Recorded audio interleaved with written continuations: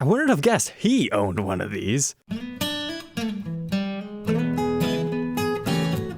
Welcome back, Troglodytes, to your daily dose of guitar information, the Trogly's Guitar Show. That's right, I decided to do a part 4 of the Les Paul Estate Collection. These were the Les Pauls that didn't necessarily fit nicely into those other 3 categories of his favorite guitars, the most rare or the most bizarre. In case you missed those, you can check those out using the links in the description, but this estate sale took place in mid-2012. We're gonna kick it off tonight with one of these weird, goofy things. So Les was well known for modifying guitars, but this is not necessarily his handiwork. This is the Gibson M3 Studio. So we've talked about the M3s in the past. It was Gibson's best super strat that, had it came out 10 years prior, it probably would have seen some really good success. The M3 styling comes down to our 5-way blade switch, our master volume and master tone, and your position selector 1 and 2 for coil splitting tones. So you can get quite a few different combinations, and it has a built-in kill switch and a tone enhancer. The M3 wiring is pretty cool. You don't find these studios every day, and there was also a classic made at one point in time. One day we'll review one. These were birthed in the very early 90s. This particular one, 1994. And sold over a decade ago for $5,000.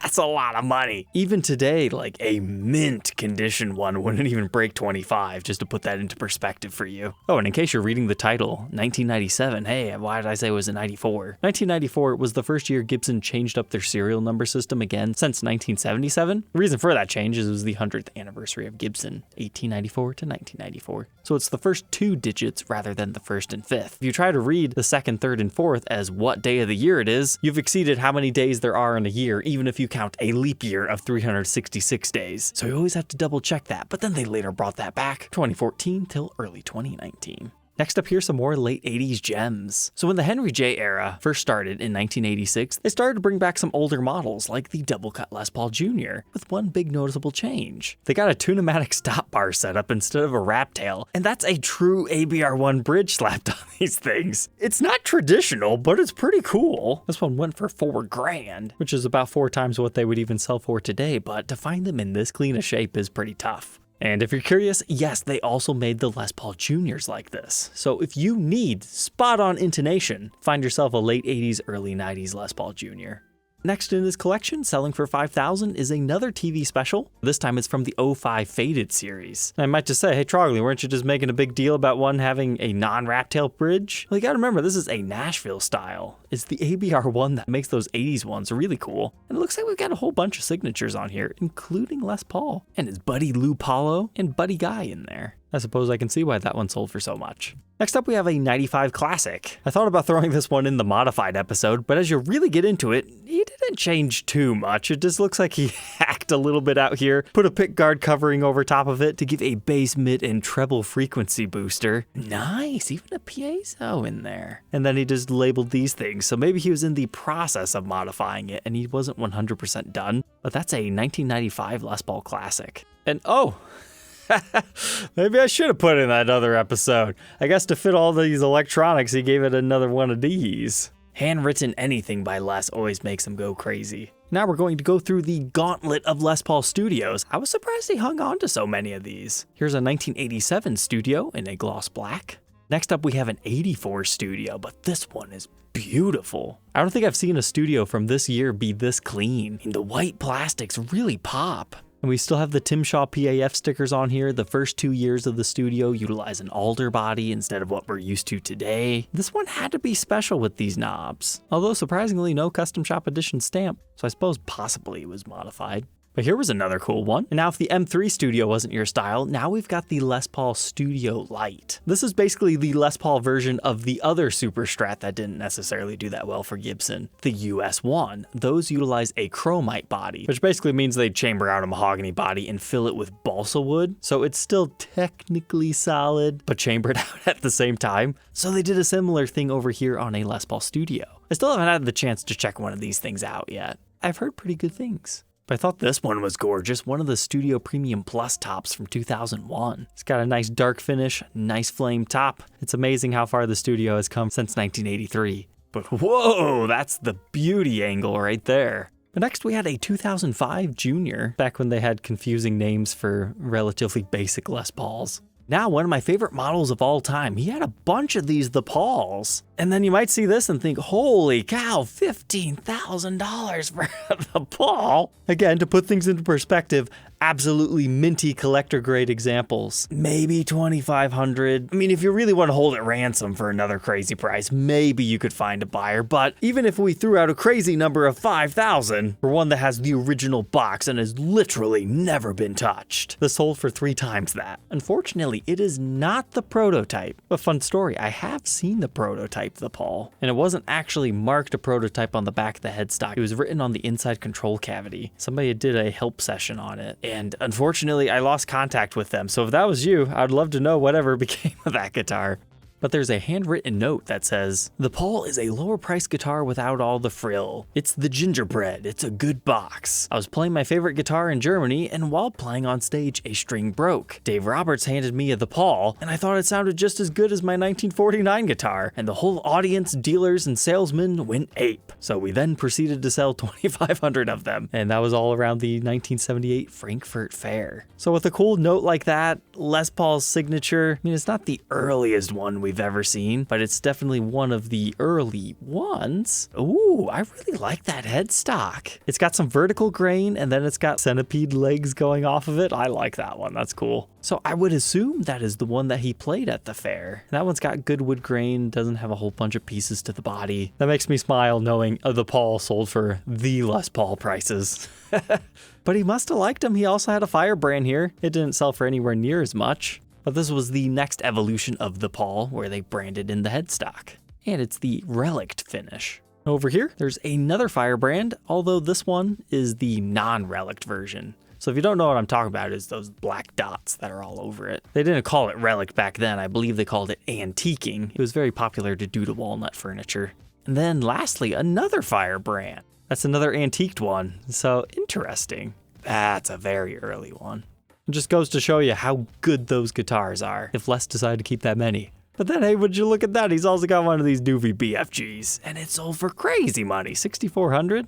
There doesn't even seem to be a good story behind it. And it's not even one of the first edition runs that has his signature on the headstock. It's a regular BFG in the gold finish. It looks nice. Then he also had a pretty nice early 70s custom. It is hard to find those in that clean a shape yet today. He was saying the frets were popping up and needs to send back to Gibson.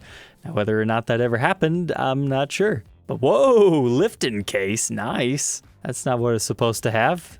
Dare I say it, that one might have been a deal. But now he's got an 82 standard. It appears to be in the ebony finish. 1982, that was a good transitional point. That's when Gibson starts to think about implementing change. And then by 83, that's when most things have gone. So we're talking things like getting rid of the volute, returning to the mahogany neck, among other things. Here's a different 82 standard, although this one appears to be more of a dark wine red color. Also a factory second. Oh yeah, original hang tags. That's looking great. Still has the original fluff or whatever that is in the case. But I want to pay extra close attention to this one because it was advertised as a 1999 Gibson Les Paul reissue. However, just looking at this, that cannot be the case. This is definitely 80s. So this is 1989. Very easy to mess that up. Because unless you know about the logo stylings and the style of knobs that they used in the eras, it's easy to get confused. So that would be an 89 Prehistoric. That would be considered a fair top market value price for one of those yet today. Personally, I've always liked the 89 Prehistorics because they have like the correct looking 1959 serial number with the leading 9 because that's what that tells you, the ending digit of the year. But here's a cool Deluxe. It's from 1975. It's got a Bigsby slapped on it, nice cherry sunburst color, and I can confirm 1975. But ooh, 85. So this is a Goldtop, and I'll be, did I feature this one a couple of episodes back, or is this another one of these Deluxes that featured the Firebird pickups and the mini toggle switch? I thought that other one was a different color, so I must have missed this one during my culling process. Yeah, that's definitely some sort of a prototype, I think. Or at least a research and development product idea, if we want to get technical since we don't have the official stamp. Next up, we got a 91 Classic. It's important to note, the Golden Classics are from their first year of production, 1989 through 1992. Now, please do keep in mind, there were very few 89s made, so most people consider the first year of the Classic to be 1990. And you're correct in a literal sense of the first full year. This is one of those very desirable all gold versions from 91. And hey, he's even got his bass. Outside of his Les Paul Triumph basses, they also had these things in the 90s and I believe early 2000s. Cool L5 flower pot. But ultimately, they kind of look Epiphone-ish with this color. I much prefer the ones that look like this where you can still see the maple top and some of them are even figured, while still being fancy. But it seems like he just had like one of every variation. This one has more of a honey burst finish. And this one's pretty intriguing, an R6 reissue gold top. At first I was thinking this is like one of the late 80s Showcase Edition series. And honestly, looking at the logo, it's definitely putting it in that era. However, the serial number kind of throws you for a loop. My best guess as to what this is it's a 1991 Prehistoric, but it's got an exaggerated dish carve. You don't see those too often. But the next one is a gift from Gibson to Les on his 95th birthday. It was a 2005 Les Paul Standard Gold Top, and it ended up selling for almost 12 grand. I'm glad he kept it because I love 2005 era standards. Brand new, they had this doofy little sticker on here that most people removed, but sometimes you can still find them. But that's some really nice colored mahogany back here. These were the standards you bought before the original collection came out and gave you a different option to buy from. I'm still a big fan of the 2001 to 2005 standards. There's something about the woods that they used at that time. They're not lightweight, but they're beautiful. Here was a nice Y2K custom. And then, 95 standard selling for crazy money too. What's our story? No story. I'm surprised people fought over this one. It doesn't really seem to be all that special, all things considered. Although I guess you don't find the gold finish as often in the 90s. But he also had this Gibson L5 that sold for a princely sum, a 1998 standard, a 1991 custom. I always like to look at these early 90s customs. They just have a very characteristic look to them. They still look very late 80s, but yet they're different enough. They don't really start to form the modern day identity till about 1993-ish. But you used to see 90s customs for sale all the time, and you just don't anymore. Someone swiped our backplates on this example, but 90s plus top customs are just insane. Here was an 08 classic, an 08 standard. Here's another interesting early 90s standard. I mean, it sold for 10 grand. I thought for sure that this was the 1982 Candy Apple Red standard with the limited edition number, but no. Sure enough, you go through it, you can find it is a 1994. Remember your digits, and over 366. There was a 2057 reissue gold top. I don't know, I feel like fact checking this one as well. It's got that kind of older looking logo. Yeah, that's a 1987. If you're wondering how they came up with 2000, they read it as 7 being 1957 reissue, which, let's be honest, that's exactly what this is. I understand how that mistake happened. So that would tell you model, and then you go over here to tell you the year of production, which lines up with 2000. But no, we have to utilize the old one where this tells us what year it is, 1987, marked as a factory second. Their goof up did not make it sell any cheaper.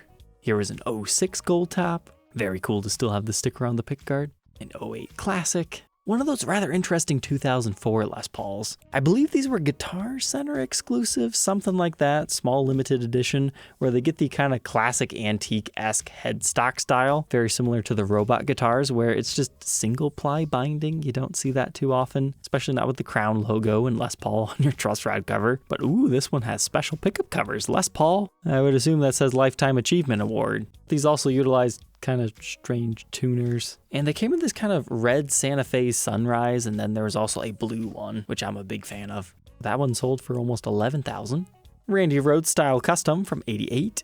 This one is quite interesting. 2007 Les Paul with robot bits. I wonder if this was a prototype or if he retrofitted it, because you did not have that model in 2007. You just had the regular robots at that time.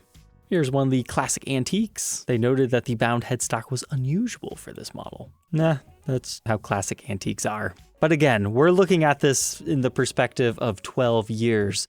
So much more information has been posted online and people have been documenting guitars better. It was harder to know back then. But whoa, love the wood grain. That's pretty cool. And if you like new old stock looking stuff, only $5,000 for this 2000s era custom. Now again, remember we're in 2012. It's very common for people to discriminate against early 2000s Les Paul customs, because it wasn't until about 2003 when they switch them over to the custom shop out of Gibson USA production. So for the longest time, you would always see people going, no, don't buy those guitars. And it's like, nowadays people just don't even realize it, because I mean, if you're buying a 90s or before one, yeah, It was made on a production line just like everything else. Doesn't make them any less fancy though. But this one's cool because we get double stickers on the pickguard. And he's got a matching white one too. Man, that was a song. But this is Les's warning. Frets on first string, pull off neck. So it's either talking our alignment is slightly off or it's got the dreaded fret nib gap, which is very common on 2000s era Gibsons. Got another one over here in black. No fancy stickers. But don't worry, he does have one. Hey, 84 custom. Whew, that one's beautiful. Chrome hardware options still have the PAF stickers. You don't find tobacco Sunburst with chrome too often. You also get the flip out winding tuners. Fortunately a second, but that's okay, that's a good one. Not surprised it sold for that. And then to round out our Les Paul collection fun, a 1998 standard that has a pretty nice top. All right, Troglodytes, I hope you enjoyed. Don't forget to like, comment, and subscribe, and we'll catch you tomorrow on the next one. Take care.